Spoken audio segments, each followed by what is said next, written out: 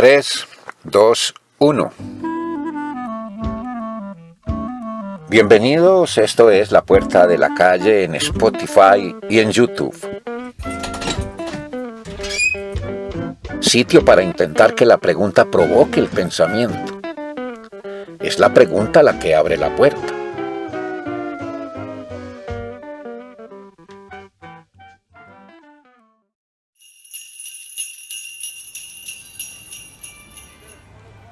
En cada época de Navidad, siempre repetíamos una pregunta cuya respuesta nunca nos dejó contentos. ¿Por qué Jesús, Hijo de Dios, nació en un pesebre, el lugar más pobre del mundo? ¿Acaso Dios no tenía el poder de hacer que su Hijo naciera en un lugar mejor, más cómodo, al menos en una casa presentable, o en una tienda bien levantada, así fuera solo con lo básico para atender al niño? Digo que repetíamos la pregunta, porque me refiero a los años en los que éramos niños y vivíamos en un pueblo católico, de clima frío y de devoción religiosa bastante evidente los domingos, y durante lo que, de acuerdo con la fe católica, hemos conocido como Semana Santa, es decir, la conmemoración de la muerte en la cruz y luego la resurrección de Jesús de Nazaret, hace un poco más de 2000 años, según narran los libros de historia de Jesús, sus apóstoles y sus evangelios. Porque Dios ama a los pobres. Esa fue invariable la respuesta a la pregunta ¿por qué Jesús nació en un establo? Más tarde, con un poco más de años de edad, comprendimos que José y María eran, como otros muchos, viajeros, y que llegaron algo tarde a Belén y no encontraron alojamiento disponible. Entonces, y sobre todo por la urgencia de que María estaba en lo que hoy llaman trabajo de parto, les tocó refugiarse en lo primero que encontraron, una pesebrera. Bien, entendíamos lo de los viajeros, los alojamientos ocupados, pero la pregunta siempre estuvo referida al poder de Dios y nos parecía extraño que tal poder permaneciera indiferente ante las afugias de la pareja que daría a luz al Hijo de Dios. En ocasiones, algunas personas mayores nos advertían que en tal pregunta parecía haber un cuestionamiento a Dios y que sugerir críticas a Dios era una ofensa muy grande denominada blasfemia. Los mayores, y en particular las abuelas y las mamás, pronunciaban la palabra con gestos y actitudes tan sentenciosos que causaban en nosotros el pavor a tal expresión. Todavía hoy, en muchos de nosotros, el término blasfemia suena como un veredicto condenatorio por toda la eternidad y sin remedio posible. Bueno, decir toda la eternidad es una frase incrustada en la costumbre de enfatizar asuntos relacionados con nuestro supuesto destino después de la muerte. La eternidad, ya sea en el cielo, el paraíso, o en el infierno, lugar destinado a los condenados por toda la eternidad. El comentario es porque decir toda la eternidad es similar a decir subir para arriba o bajar para abajo, una reiteración anodina con sabor a gazapo. La eternidad es en sí misma, toda ella. Así que solo con decir la eternidad basta, pues no hay media eternidad, mucho menos un cuarto o un quinto de eternidad. No hay un más o menos de la eternidad. Solo hay eternidad. Algunos eruditos dirían que la frase toda la eternidad es una tautología, es decir, repetición innecesaria y poco afortunada. Mejor dicho, torpe redundancia. Bien, al margen de la blasfemia, Lo cierto es que no nos parecía justo que el Hijo de Dios naciera en condiciones tan precarias como dice la historia que les tocó a José y María. Los mayores explicaban que sucedió así porque Dios quiso dar a entender que Él prefería a los pobres. Varios años después, en la línea ilusoria que separa al joven del adulto, nos dimos cuenta de que desde la religión nos marcaron con el mito de la pobreza como condición natural para merecer el amor de Dios y entrar al cielo. Porque, nos decían, los pobres son los que sufren, son los débiles, los despreciados, los que merecen misericordia. Y por eso Jesús nació entre los pobres, para darles consuelo y esperanza. No tenían nada en la tierra, pero en el cielo lo tendrían todo como compensación a la humillación que sufrieron por ser pobres. Algunos de nosotros llegamos a creer que entonces ser rico era pecado. Y el pecado, empezaba desde el deseo de llegar a ser rico, tener mucho dinero y propiedades, poder recorrer el mundo sin angustias de plata. Pensábamos en eso y sé que íntimamente sentíamos que era injusto. Veíamos que muchas personas ricas no tenían culpa alguna de serlo. Tiempo después la realidad va entrando como por cuotas en el entendimiento.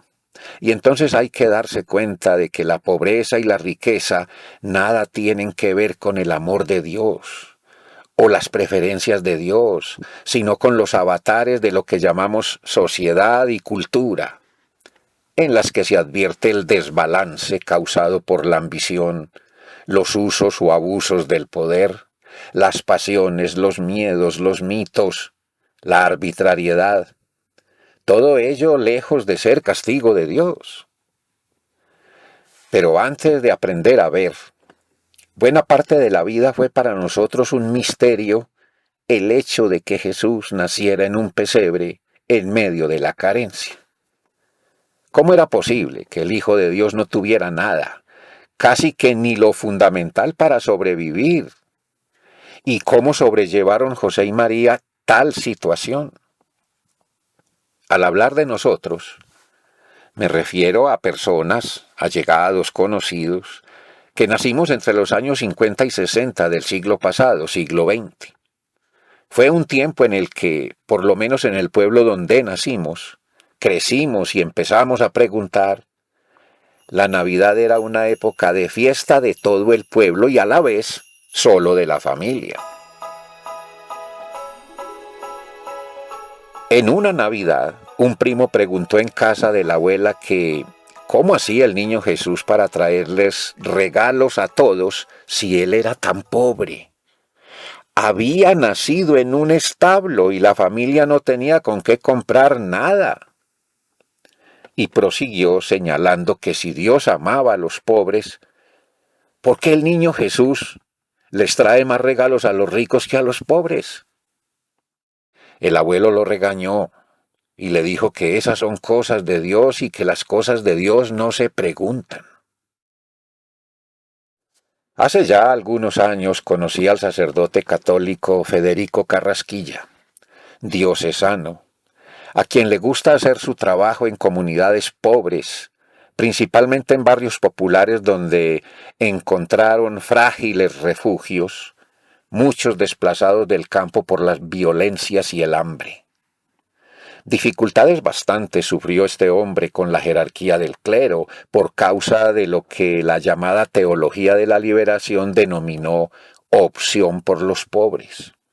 Movimiento de sacerdotes en diversos países de América Latina en los años 60 y 70 que promulgaban la idea de que era necesario que Jesús saliera del sagrario y se las viera con la realidad de la gente, en particular los más desfavorecidos, habitantes de barrios de invasión donde la rutina era la falta de empleo, de oportunidades, la violencia, el hambre, y en casos la pobreza extrema, llamada por muchos la miseria. Contaba el padre Federico que en una Navidad reunió en el barrio a personas de la comunidad. Hablaron del pesebre y él les preguntó qué creían ellos sobre el hecho de Jesús nacer en un establo y no en un palacio. Si Dios, con todo su poder, habría podido hacer que así fuera. Porque a él le gustaba estar entre los pobres, padre, respondió una señora a la que llamaré Raquel. Ah, si a Jesús le gustaba estar entre los pobres, ¿significa que no le gustaban los ricos?, preguntó el cura Carrasquilla. Y Raquel le dijo: no, padre, no es eso. Mire, padre, ¿yo puedo vivir en una casa lujosa en el barrio de los ricos? Federico respondió que no.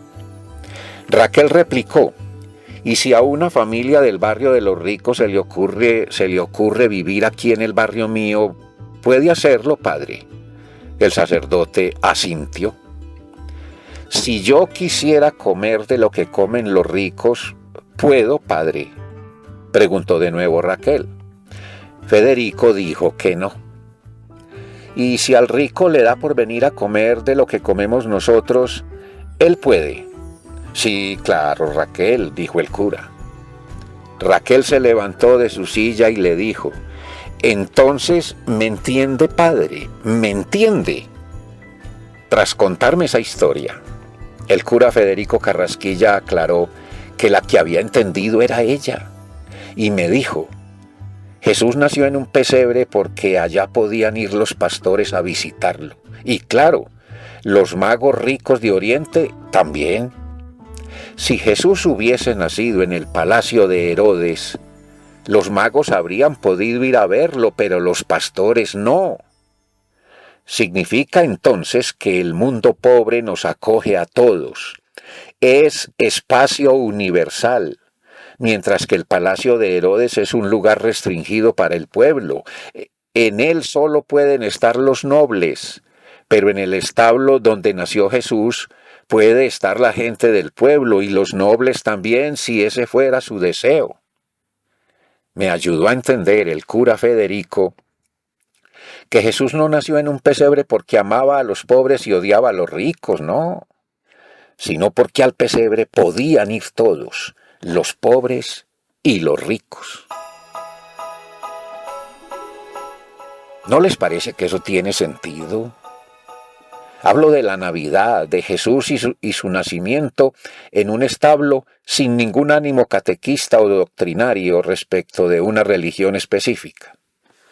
Aparte de si uno es creyente o no, católico, protestante o musulmán o ateo, creo que la interpretación del mundo pobre como punto posible y universal para el encuentro humano debería procurarnos una mirada diferente de lo rico y lo pobre.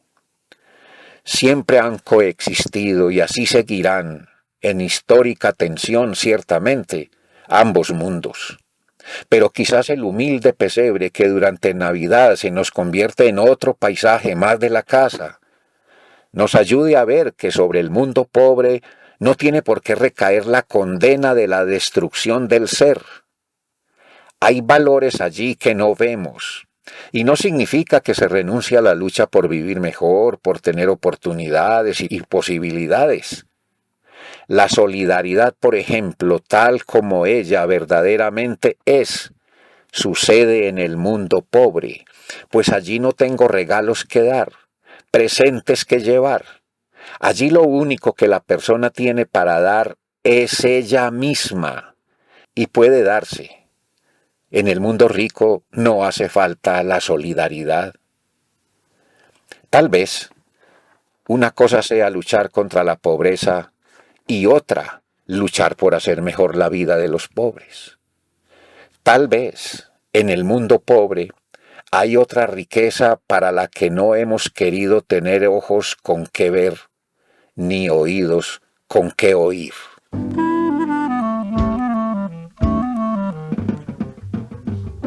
Soy Luis Alirio Calle, periodista y escritor, y esto es La Puerta de la Calle, en Spotify y en YouTube. Un me gusta puede ayudar. Ah, y que no se nos conviertan en pesadillas los sueños.